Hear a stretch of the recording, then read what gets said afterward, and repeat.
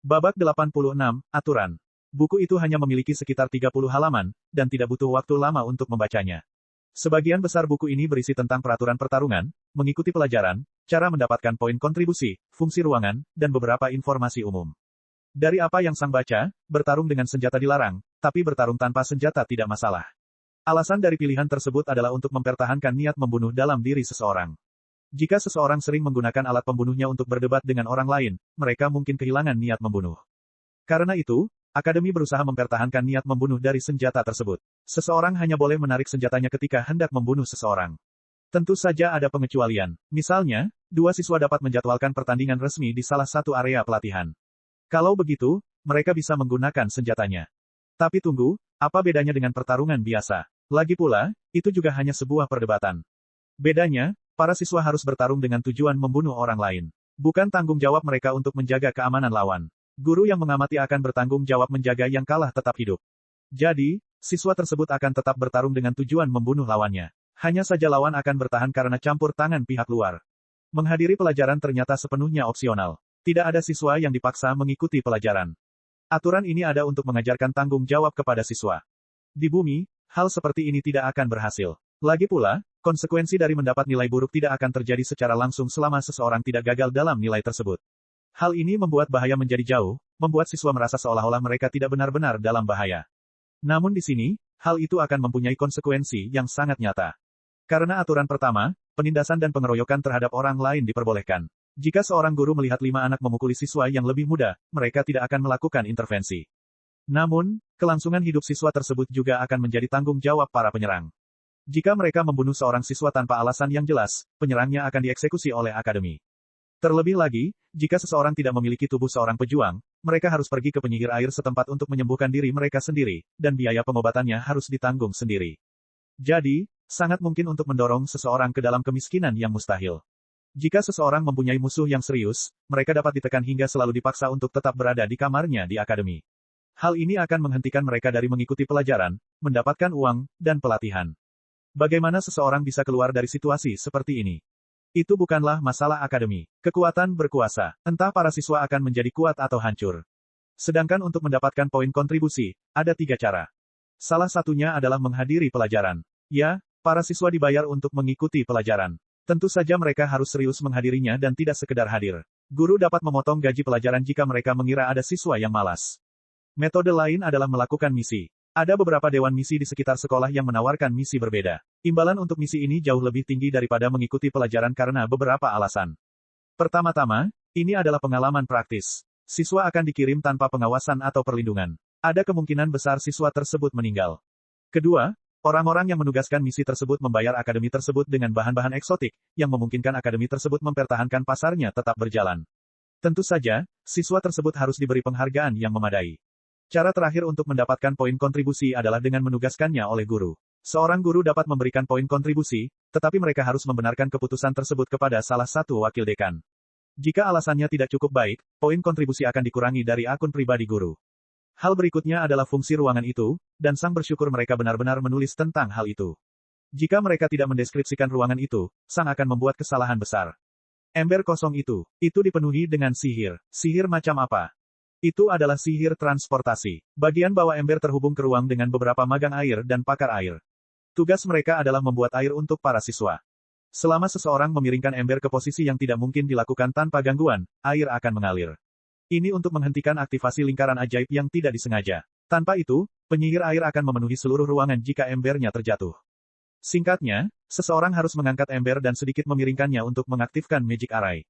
Kemudian aliran air akan keluar dari ember hingga ember kembali ke posisi normal. Jika sang masuk ke dalam ember, sang membayangkan sebatang kayu keluar dari susunan ajaib di depan penyihir air. Itu akan menjadi canggung. Ember lainnya hanyalah ember biasa. Air yang keluar dari ember itu untuk mencuci dan minum. Anehnya, ada juga saluran pembuangan yang disebabkan oleh alasan ini. Sang melihat ke sudut ruangan dan melihat lingkaran yang sedikit diturunkan. Itu adalah lingkaran ajaib, dan bertanggung jawab membuang air kotor ke wastelen. Mengapa mereka tidak membuat saluran air biasa saja dengan pipa biasa? Mengapa mereka bahkan menggunakan sihir untuk mengangkut kotoran? Sang tidak mengetahuinya, tapi ada 2 alasan, yang satu lebih konyol dari yang lain. Pertama, para penyihir bumi yang ditugaskan untuk mengembangkan kota sudah bosan. Jadi, mereka membuat selokan ajaib besar di bawah seluruh kota dan memberi semua orang akses ke sana. Kedua, karena mereka bisa. Bukankah lucu jika mereka mengangkut barang-barang tidak penting seperti itu dengan sihir transportasi, yang merupakan subkategori sihir luar angkasa? Itulah alasannya. Terakhir, Sang melihat deskripsi seragamnya. Totalnya ada 7 warna berbeda. Yang pertama adalah seragam biru, yang dimiliki 2 oleh Sang. Seragam biru itu untuk acara-acara khusus dan dilarang dipakai tanpa izin jelas dari guru. Singkatnya, seragam itu untuk mengesankan pengunjung. Itu juga sebabnya Sang hanya punya 2. Seragam perunggu, yang dimiliki 8 oleh Sang, adalah seragam umum. Itu untuk orang-orang yang tidak ingin orang lain tahu di kelas mana mereka berada. Biasanya, orang akan berpikir bahwa ini tidak ada gunanya. Lagi pula, tidakkah semua orang akan menyadari di kelas mana setiap orang berada berdasarkan pelajaran yang mereka ikuti? Tidak, setiap orang benar-benar dapat mengunjungi setiap pelajaran, dan ada banyak siswa yang menghadiri banyak kelas karena hadiah poin kontribusi. Seragam hijau, yang dimiliki Sang sebanyak 8, adalah untuk kelas Caterpillar. Seragam kuning diperuntukkan bagi siswa yang bercita-cita menjadi tentara di pasukan Duke Warwine. Awalnya, ketika siswa bergabung dengan akademi, mereka akan mengenakan seragam perunggu hingga mencapai tahap prajurit akhir. Pada saat itu, mereka harus memutuskan masa depan mereka. Menjadi anggota pasukan Duke Warwine adalah tujuan paling umum. Bayarannya bagus, statusnya bagus, tidak banyak pekerjaan yang harus dilakukan. Itu hanyalah pekerjaan yang bagus dan stabil.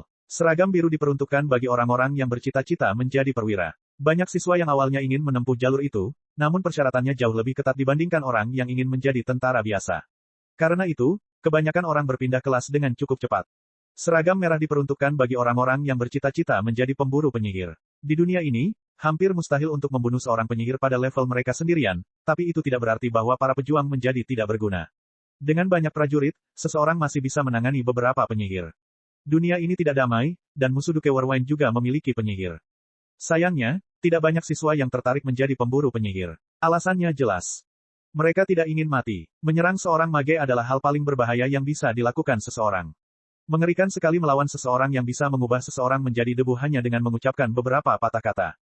Warna terakhir untuk seragam adalah hitam. Ini untuk pengintai dan pemburu biasa. Pengintai yang membawa Sang ke surga prajurit itu mungkin telah lulus dari kelas itu. Orang-orang dari kelas itu belajar cara membunuh binatang buas dan cara tetap bersembunyi. Menurut buku tersebut, sebagian besar pembunuh juga berasal dari kelas ini. Setelah melihat-lihat buku peraturan, Sang melihat jadwalnya. Dan matanya membelalak kaget. Babak 87, jadwal dan nilai. Saat Sang melihat jadwalnya, matanya membelalak. Banyak sekali pelajaran. Setiap tempat, dari fajar hingga dini hari, dipenuhi dengan pelajaran. Terlebih lagi, beberapa pelajaran tumpang tindih, sehingga mustahil untuk mengunjungi semuanya. Dan rupanya, bahkan ada beberapa pelajaran yang diadakan pada malam hari, tapi itu tidak diadakan di dalam akademi. Sang mengira tidak akan ada banyak pelajaran. Bagaimanapun, ini adalah akademi untuk para pejuang, bukan dokter. Sang memeriksa beberapa pelajaran. Pertarungan pedang dasar. Pertarungan tombak dasar. Dasar. Pertarungan pedang tingkat lanjut. Pertarungan tombak tingkat lanjut. Canggih. Pertarungan pedang yang ahli. Ahli pertarungan tombak. Pakar. Ada begitu banyak pelajaran berbeda untuk semua jenis senjata. Pedang, busur, palu, tombak, perisai, dan sebagainya. Pelajaran terkait senjata terjadi 2 kali sehari dan masing-masing memakan waktu 3 jam. Pelajaran ini diwarnai dengan perunggu, yang berarti cocok untuk semua orang. Warna pelajarannya identik dengan warna seragam. Tidak dilarang untuk mengikuti kelas dengan warna berbeda, namun ilmu yang didapat dari kelas tersebut mungkin tidak dapat diterapkan pada profesi yang dipilih. Tentu saja, ada juga pelajaran untuk banyak kelas yang berbeda, dan pelajaran berwarna adalah pelajaran yang paling banyak tumpang tindih. Pelajaran umum tidak pernah tumpang tindih dengan pelajaran berwarna, tetapi saling tumpang tindih. Lagi pula, jika seseorang menggunakan tombak, mereka mungkin tidak terlalu tertarik dengan pelajaran pedang. Contoh pembelajaran berwarna adalah pengoperasian persenjataan umum tentara yang diwarnai dengan warna kuning. Pelajaran tersebut mengajarkan pengoperasian mesin perang besar, seperti balista, ketapel, menara pengepungan, dan sebagainya. Tentu saja, tidak semua pelajaran berkisar pada pertarungan. Pelajaran kuning lainnya berkisar pada pembuatan profil orang lain untuk menghentikan kejahatan dan pengetahuan umum tentang bagaimana orang-orang berbeda di kota beroperasi, yang mana hal ini masuk akal. Jika tentara tidak berperang, mereka mengabaikan kota sebagai bentuk kepolisian. Para siswa yang berasal dari akademi ini adalah yang terbaik dari yang terbaik, dan mereka tidak akan menjadi orang-orang yang hanya berdiri di depan gerbang sepanjang hari. Oleh karena itu, mereka membutuhkan banyak pengetahuan tentang masyarakat. Pelajaran biru penuh dengan topik yang kompleks. Semuanya berkisar pada kepemimpinan, taktik, keterampilan sosial, kebangsawanan, etiket, manajemen aset, dan sebagainya. Pelajaran biru mungkin yang paling banyak jumlahnya, dan jika seseorang memutuskan untuk bergabung dengan kelas itu, hampir seluruh hari mereka akan terisi.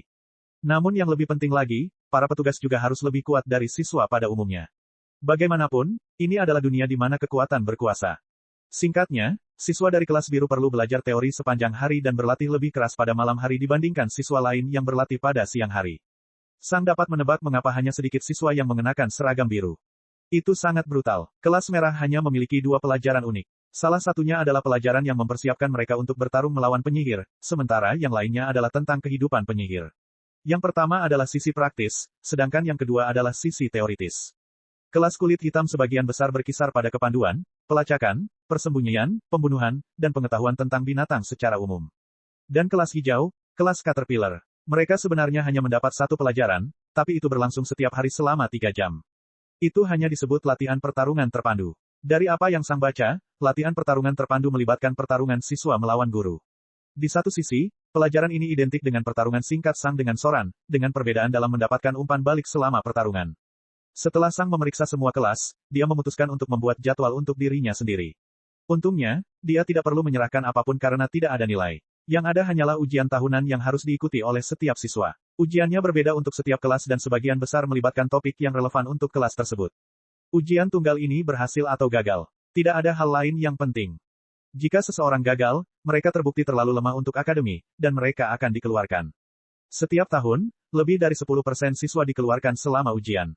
Memang brutal, tetapi juga memiliki sisi baiknya. Misalnya, Sang dapat merencanakan ulang jadwalnya kapanpun dia mau. Jika Sang menjadi terlalu stres, dia bisa saja melewatkan beberapa pelajaran atau menghadiri pelajaran lain tanpa dampak apapun.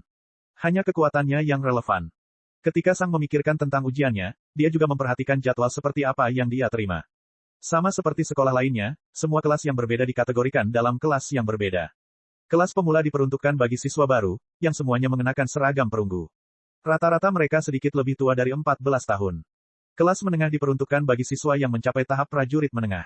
Separuh dari mereka masih berseragam perunggu, sedangkan separuh lainnya sudah mengambil keputusan. Usia rata-ratanya sedikit di atas 16 tahun. Kelas lanjutan diperuntukkan bagi siswa di tahap prajurit akhir. Itu adalah persyaratan untuk memilih kelas seseorang sebelum naik ke kelas itu, itulah sebabnya semua orang sudah terspesialisasi. Usia rata-ratanya sedikit di atas 18 tahun. Kemudian tibalah kelas persiapan. Ini untuk siswa di Peak Soldier Stage. Seperti namanya, kelas ini diperuntukkan bagi siswa yang bersiap mencapai alam kedua, tahap umum. Ketika seseorang berhasil mencapai kekuatan pertempuran yang memadai setelah maju ke tahap umum, seseorang dapat lulus. Namun, seseorang juga dapat memilih untuk tetap di sini untuk pelatihan khusus. Pelatihan khusus inilah yang menjadikan akademi ini yang terbaik di dunia. Hampir semua orang ingin mengikuti pelatihan khusus tersebut, namun hanya yang terbaik yang berhasil mengikuti. Apa tujuan dari pelatihan khusus ini? Untuk membawa siswa ke panggung komandan. Panggung komandan adalah tingkatan tertinggi bagi para pejuang yang diakui publik karena hanya ada 1 prajurit tahap jalan sejati. Singkatnya, jika seseorang berhasil lulus dari pelatihan khusus, mereka akan meninggalkan akademi sebagai salah satu pejuang terkuat di dunia. Tidak ada akademi lain di dunia yang mampu mendorong siswanya ke tahap komandan. Seorang prajurit panggung komandan adalah masalah besar. Hampir semua dari mereka akan diberi gelar kebangsawanan dan akan diberikan wilayah kecil mereka sendiri. Namun, kata kecil mengacu pada ukuran umum wilayah bangsawan di sini. Wilayah kecil ini lebarnya masih beberapa ratus meter. Jika dikaitkan dengan bumi, lulus dari akademi ini berarti sudah memiliki puluhan juta dolar dan sudah memiliki perusahaan yang cukup besar. Begitu seseorang lulus dari program itu, mereka sudah meraih kesuksesan besar. Dan mereka bahkan belum memasuki dunia nyata. Tentu saja, semua ini masih jauh di masa depan bagi Sang. Jadi, Sang berada di kelas berapa? Secara teknis, sebagai seseorang yang berada di puncak panggung prajurit, dia harus bergabung dengan tingkat persiapan. Tapi itu tidak terjadi. Mengapa? Karena Sang tidak fokus untuk mencapai tahap umum. Dia fokus untuk meningkatkan kekuatannya. Karena alasan ini, Sang dimasukkan ke dalam kelas mahir. Nilai yang diisi oleh anak berusia 19 dan 20 tahun. Dan Sang, tubuhnya mungkin baru mencapai ulang tahun ke-15. Babak 88, pelatihan dilanjutkan. Sang tidak tahu apa yang harus dia pikirkan tentang nilai yang ditugaskan padanya. Di satu sisi, secara teknis dia berusia 23 tahun saat ini. Dia telah menghabiskan 22 tahun di bumi dan 1 tahun di sini. Semakin tua seseorang, semakin tidak berarti usia. Bisa dibilang, usia 20 tahun dipandang sebagai orang dewasa muda. Mereka sebagian besar sudah mampu hidup sendiri dan menjaga diri mereka sendiri, dan pikiran mereka telah cukup matang. Karena itu, Sang tidak akan merasa canggung atau tidak cocok berada di kelas yang dipenuhi orang-orang berusia awal 20-an. Perbedaan usia tidak terlalu menjadi masalah. Namun, 18 dan 20 perbedaannya cukup besar. Remaja berusia 18 tahun menunjukkan tanda-tanda kedewasaan. Salah satu tanda yang jelas adalah rendahnya frekuensi intimidasi di perguruan tinggi. Sekolah menengah jauh lebih buruk dalam hal itu. Namun usia itu masih menjadi garis pemisah kedewasaan yang besar. Mungkin setengah dari kelas akan terdiri dari remaja sementara separuh lainnya adalah dewasa muda, berdasarkan kepribadian. Dengan mengingat semua itu, Sang juga harus melihat tubuhnya. Tentu saja, pikirannya adalah pikiran anak berusia 23 tahun, namun tubuhnya adalah pikiran anak berusia 15 tahun. Dia bahkan belum selesai tumbuh dengan baik. Saat ini, Sang memiliki tinggi 150 cm, yang mungkin merupakan rata-rata untuk seseorang seusia itu, tetapi dia pasti akan mengalami percepatan pertumbuhan lagi. Adapun teman sekelasnya, sebagian besar sudah selesai tumbuh. Tentu saja, pria bisa tumbuh bahkan ketika mereka berusia 20 tahun, tapi beberapa sentimeter itu tidak membuat perbedaan besar. Singkatnya, Sang akan tampak seperti anak kecil bagi orang lain di kelasnya. Separuh dari mereka mungkin tidak keberatan dan akan bersikap terbuka, namun separuh lainnya mungkin akan meremehkannya. Sekarang, seseorang tidak boleh salah paham. Sang tidak putus asa dengan pandangan orang lain terhadap dirinya, melainkan memikirkan masalah menjengkelkan yang harus dia lalui. Sang tidak terlalu tertarik bersosialisasi. Saat kembali ke bumi, dia adalah orang yang ramah, tapi itu juga karena dia tidak bisa berlatih 24/7. Di dunia ini, dia bisa. Dan karena pelatihan dan pertumbuhan menjadi lebih kuat menjadi prioritas, Sang pada dasarnya tidak tertarik untuk bersosialisasi. Namun, yang lain akan mencoba memaksanya, dan dia tidak mau menghadapi semua masalah itu. Yah, itu tidak terlalu penting. Itu mungkin hanya beberapa kali saja, dan selama aku menjelaskannya dengan jelas, sebagian besar teman sekelasku tidak akan keberatan. Tapi sebenarnya agak lucu kalau aku akan memiliki tubuh paling kuat di kelasku.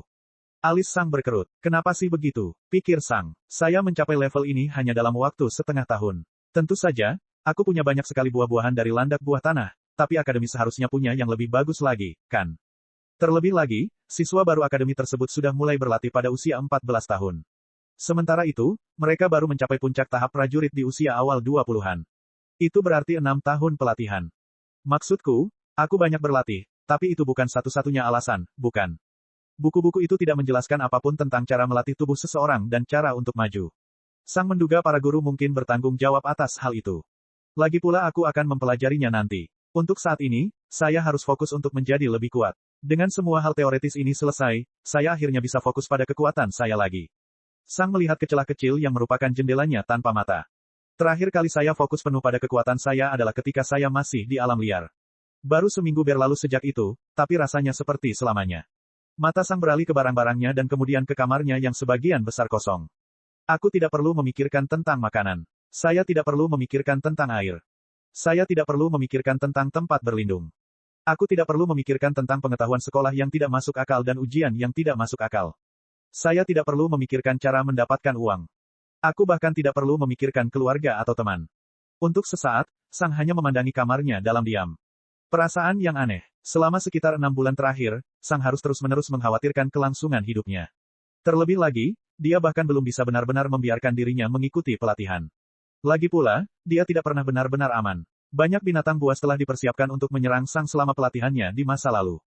Tapi di sini, tidak ada apa-apa. Terlebih lagi, Sang bahkan tidak harus mengikuti jadwal sebenarnya. Selama kekuatannya berkembang dengan kecepatan yang cukup, dia akan menjadi emas. Dia bahkan bisa membolos setiap kelas jika dia mau. Di satu sisi, akademi juga merupakan suatu bentuk hutan belantara. Lagi pula, berkelahi bukanlah sesuatu yang dilarang. Namun, siswa yang menjalani pelatihan khusus tidak diperbolehkan terlibat dalam konflik di dalam akademi, dan siswa tersebut adalah satu-satunya yang dapat menjadi ancaman bagi Sang. Tunggu, Sang berpikir dengan mendesak. Itu salah. Sang menyipitkan matanya. Ada perbedaan antara percaya diri dan arogansi. Soran berhasil dengan mudah mengalahkanku dengan tubuh 2 tingkat di bawahku. Oleh karena itu, tidak berlebihan jika seseorang dengan tubuh 1 tingkat di bawahku bisa melakukan hal serupa.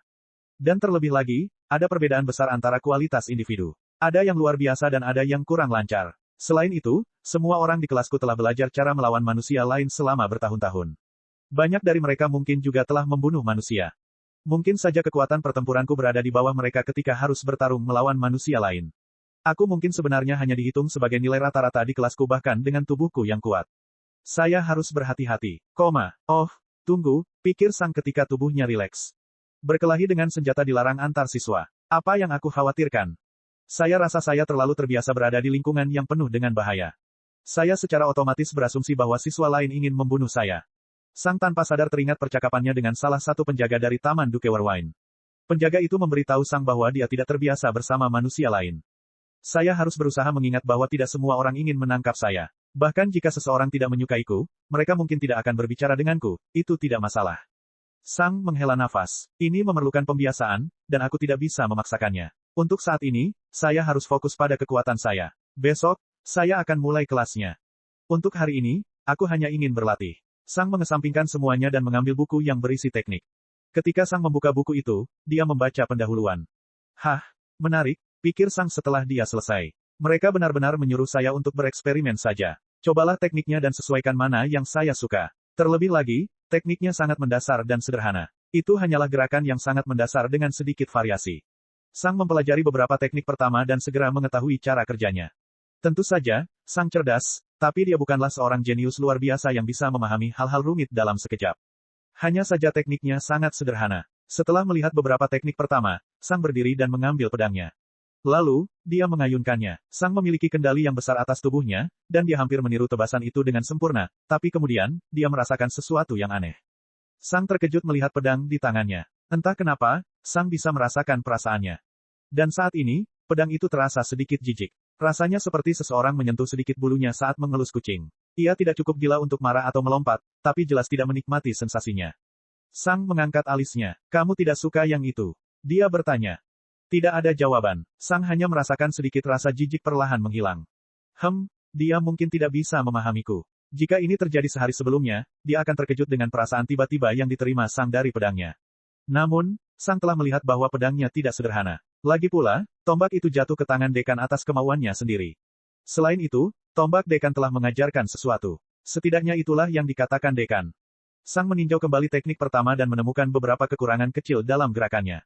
Lalu, dia mengayunkannya lagi. Setelah itu, Sang menatap pedangnya dengan alis terangkat. Nah, kamu pastinya tidak suka yang itu, iya. Pedang membencinya. Babak 89, Perasaan Pedang. Sang memandang pedangnya dengan alis terangkat. Sebelumnya, dia berasumsi bahwa pedangnya tidak menyukai teknik tersebut karena dia tidak menggunakannya dengan sempurna. Lagi pula, pedang itu hanya sedikit merasa jijik, tidak sepenuhnya. Namun ternyata, yang terjadi justru sebaliknya. Pedang itu sangat tidak menyukai tekniknya. Apa yang tidak kamu suka? Sang bertanya. Dia masih merasa agak aneh berbicara dengan pedangnya seolah-olah itu adalah orang lain atau hewan peliharaan, tapi dia tahu bahwa dia harus membiasakannya. Tentu saja pedang itu tidak menjawab. Sang memiliki beberapa kecurigaan, tetapi hal itu memerlukan pengujian lebih lanjut. Jadi, Sang mencoba teknik kedua. Semua teknik ini merupakan gerakan pendek dan tunggal. Itu bukanlah serangkaian gerakan rumit yang rumit atau semacamnya. Paling banyak, mereka menggambarkan bagaimana seseorang harus menggerakkan lengannya secara umum dan bagaimana seseorang harus menggerakkan kakinya. Seseorang dapat menyebut teknik ini bahkan sebagai manual instruksi dasar. Ketika Sang menyelesaikan tekniknya, pedangnya memberikan umpan balik lagi. Rasanya agak aneh. Rasanya seperti sedang memakan sesuatu dengan rasa yang tidak diketahui. Sepertinya tidak yakin apakah ia menyukai rasa itu atau tidak. Setelah melepaskan serangan dan merasakan umpan balik pedangnya, Sang berhenti dengan cemberut. Dia merasakan perasaan pedang itu familiar. Sebenarnya, aku merasa mirip dengan pedang, pikir Sang. Meskipun, pada teknik pertama, saya tidak merasa jijik seperti itu. Namun, aku tetap tidak menyukainya. Mengapa demikian? Mengapa saya tidak menyukai teknik ini? Sang berpikir sambil menggaruk dagunya. Sang memikirkan kembali teknik pertama. Teknik pertama adalah irisan ke atas sambil melompat ke belakang secara bersamaan. Tujuan dari irisan ini adalah untuk mengatur ulang alur pertempuran. Dalam suatu pertempuran, satu pihak hampir selalu diuntungkan. Salah satu dari kedua belah pihak sering kali menjadi pihak yang agresif, sementara pihak lainnya harus bereaksi. Alasan mengapa satu pihak bisa menjadi agresif adalah karena pihak lain tidak mampu menghentikan agresi sepenuhnya. Bersikap menyerang dalam pertarungan sangatlah menguntungkan. Jika seseorang melakukan serangan di bawah standar saat melakukan pelanggaran, tidak ada yang akan terluka. Namun, jika seseorang melakukan blok di bawah standar, ia akan terluka. Jadi, selama pihak penyerang tidak kehilangan serangannya, secara teori mereka bisa terus menyerang selamanya. Mereka hanya tinggal menunggu lawannya melakukan kesalahan.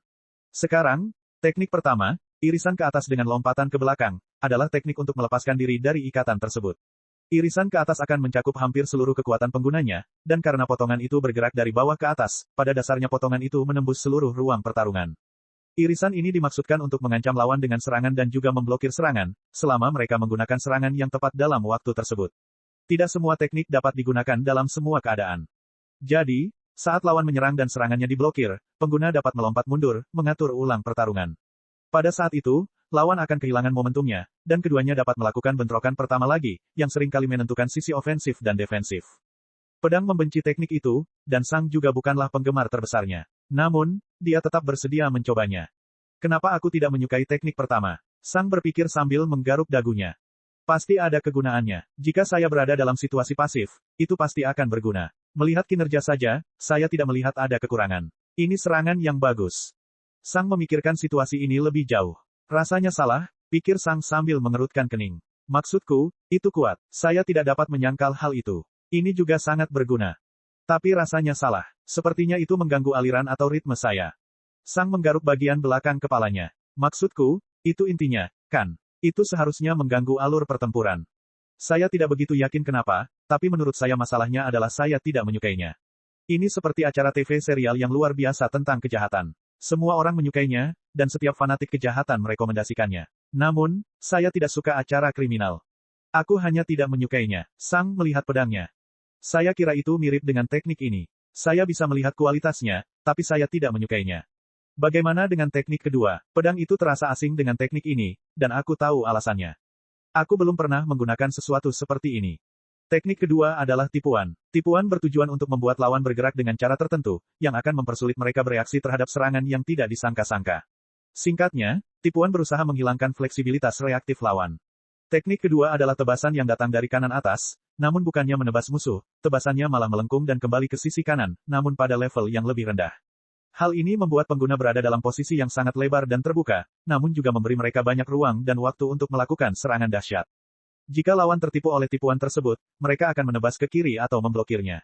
Jika mereka menebas ke arah tipuan tersebut, mereka akan tertangkap basah, secara harfiah.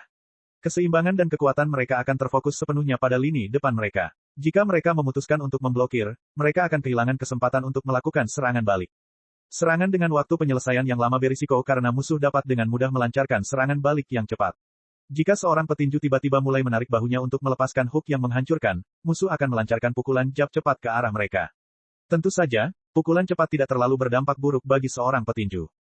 Namun, jika jab cepat itu dibarengi dengan senjata tajam, lain halnya.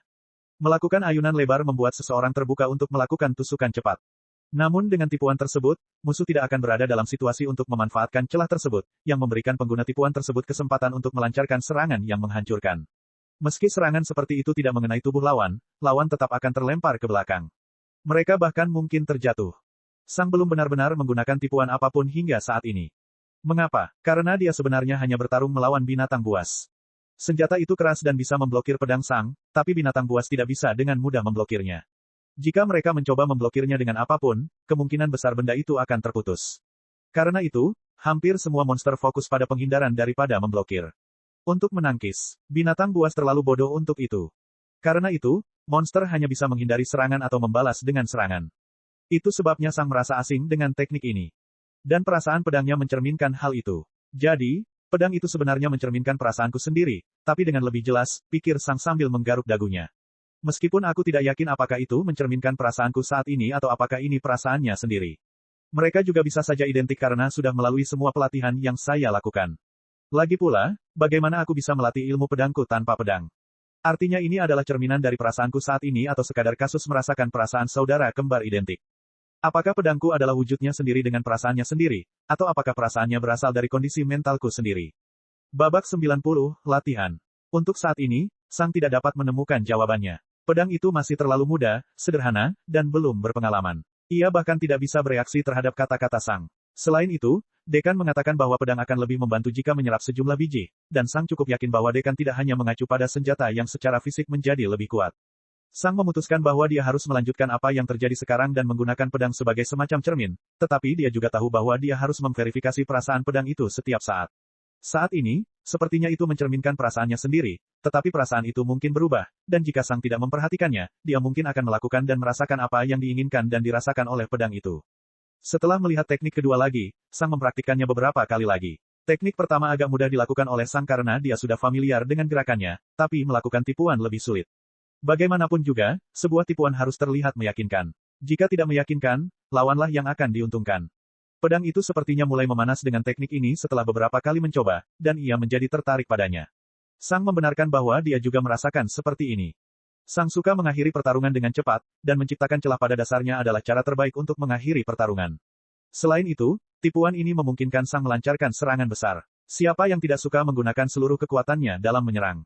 Sang hanya membutuhkan beberapa menit untuk terbiasa dengan teknik ini, dan dia dapat melakukannya tanpa kesalahan. Namun, dibandingkan dengan yang pertama, Sang perlu melatih teknik ini beberapa kali lagi, dan dia juga perlu mengujinya dalam pertarungan sebenarnya. Hanya karena seseorang dapat melakukan sesuatu dengan sempurna dalam suasana tenang bukan berarti mereka dapat melakukan hal yang sama dengan sempurna dalam suasana sibuk. Disitulah latihan berperan. Sang harus mengintegrasikan teknik ini ke dalam gaya bertarungnya sampai dia bisa menggunakannya tanpa memikirkannya.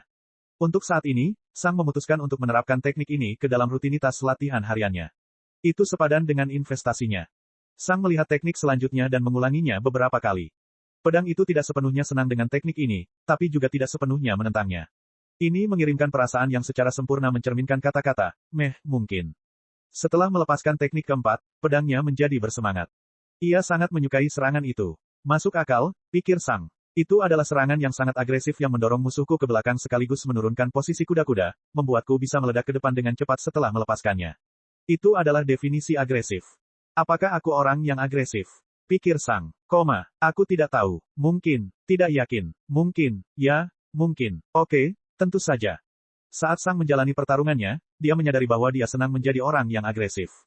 Tentu saja, pertarungannya dengan beruang tombak es sangat pasif, tapi itu hanya karena beruang itu memiliki tubuh yang jauh lebih kuat darinya. Dalam setiap pertarungan lainnya, Sang pada dasarnya selalu menyerang ke depan, melancarkan serangan demi serangan. Sang berlatih teknik keempat cukup lama. Dia tidak perlu banyak berlatih karena dia sangat familiar dengan gerakan-gerakan ini, tapi Sang hanya ingin lebih sering berlatih. Dia hanya suka menggunakannya. Sang mempelajari lebih banyak teknik, dan tak lama kemudian, matahari mulai terbenam di bawah dinding. Jika Sang memutuskan untuk melihat keluar, dia akan melihat langit cerah tetapi tidak ada matahari di sekelilingnya. Itu jelas merupakan pemandangan yang perlu dibiasakan. Biasanya, bahkan ketika seseorang berjalan melewati kota metropolitan dengan bangunan-bangunan raksasa, setidaknya sebagian sinar cahaya akan melewati beberapa bangunan tersebut, meninggalkan area terang di tanah. Tapi di sini, tidak satupun dari itu. Terlebih lagi, titik terang di perkotaan ini seringkali baru muncul pada sore atau pagi hari saat matahari sudah mendekati ufuk. Namun saat ini, langit masih berwarna biru cerah. Warriors Paradise memiliki kontras yang aneh. Langit terang benderang seperti tengah hari, tapi jalanan agak gelap. Rasanya seperti seseorang menolak kontras untuk segala sesuatu di dalam kota sambil menjaga langit tetap normal. Sedihnya, Sang melewatkan matahari terbenam, pertama di rumah barunya sejak dia benar-benar tenggelam dalam latihan. Oh, Sang tiba-tiba berkata sambil mengeluarkan teknik baru. Pada saat yang sama, Sang merasakan kejutan positif datang dari pedangnya. Aku suka yang itu, kata Sang. Biasanya, melancarkan serangan yang hanya berguna terhadap manusia terasa aneh karena kebanyakan menyerang sesuatu yang keras, tapi yang ini terasa hebat. Teknik ini adalah cara untuk menghentikan serangan lawan, tapi juga sangat agresif. Sikap yang diperlukan untuk melakukan serangan ini agak tidak wajar, dan seseorang biasanya tidak akan mengambil posisi seperti itu selama pertarungan, tapi dengan sedikit memimpin, seseorang bisa mencapainya. Jurusnya melibatkan pedang yang tergantung di lengan pedang. Pedangnya mengarah ke tanah, dan dalam beberapa kasus bahkan bisa sedikit mengarah ke belakang penggunanya. Sikap seperti itu tidak wajar karena membuat seseorang terbuka sepenuhnya. Tekniknya sendiri melibatkan pengguna yang mengambil satu langkah mundur dengan kaki yang lebih jauh dari pedang. Sambil melangkah mundur, pengguna juga akan meletakkan tangan keduanya pada pedang. Dan kemudian, seseorang akan menyerang ke atas dengan seluruh kekuatan tubuhnya. Kedua kaki, pinggul, dan punggung akan diluruskan pada saat yang sama, menggabungkan seluruh kekuatan ke dalam serangan. Kemudian, pengguna akan melepaskan satu serangan dari bawah ke atas. Tujuan dari teknik ini bukan untuk melukai lawan. Lagi pula, seseorang akan mengambil langkah mundur, yang akan mengakibatkan tubuhnya juga sedikit tertarik ke belakang. Tujuannya adalah untuk melawan lawan dan mematahkan pertahanan mereka. Jika lawan memutuskan untuk melancarkan serangan dari atas, teknik ini sempurna. Dengan melancarkan serangan dari atas, lawan hanya bisa mengeluarkan kekuatan lengan, punggung, dan momentum ke depan dari kakinya. Selain itu, mereka mungkin hanya menyerang dengan satu tangan.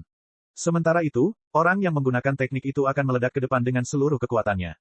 Senjata-senjata itu akan berbenturan satu sama lain, tapi orang yang menggunakan teknik itu jelas lebih unggul dalam pertukarannya. Senjata lawan akan ditembakkan ke atas, dan lawan akan dihadapkan pada keputusan yang sulit. Lepaskan senjatanya atau coba tarik kembali saat ia mencoba terbang. Kedua hasil tersebut akan berdampak positif bagi pengguna teknik ini. Sang menyukai teknik ini. Itu adalah teknik bertahan, tapi juga sangat agresif. Selama 1 jam berikutnya, Sang hanya mempraktikkan teknik ini. Dia terutama menyukai suara yang dihasilkan tanah saat dia menggunakannya. Karena Sang mengerahkan seluruh kekuatannya untuk bergerak ke atas, tanah di bawahnya harus menghadapi kekuatan balasan. Setiap aksi mempunyai reaksi yang sama besar dan berlawanan arah. Fisika, dan sebelum Sang menyadarinya, hari sudah malam.